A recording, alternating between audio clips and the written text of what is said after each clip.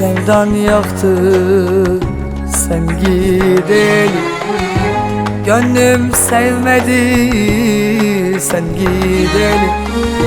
Ne hayırsız mısın be zalim, yetmedi mi çektiklerim?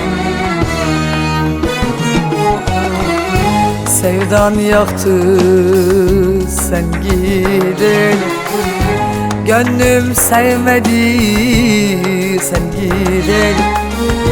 Ne hayırsız mısın be zalim, yetmedi mi çektiklerim? Yetmedi mi, yetmedi mi? Ulan çektiklerim yetmedi mi? Ben de bir insanım elbet. Dön gel artık, dön gel geri.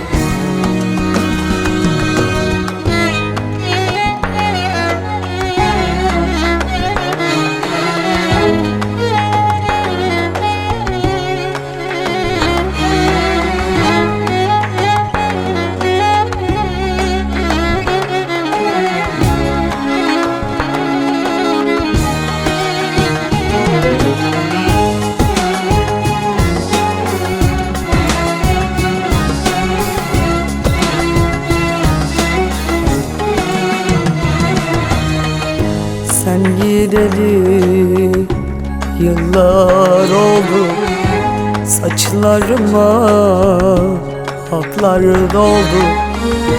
Kalbime laf anlatamam, sevdandan ben oldum belli. Sen gideli yıllar oldu, saçlarıma aklar doldu. Kalbime laf anlatamam, sevdandan ben oldum deli. Yetmedi mi?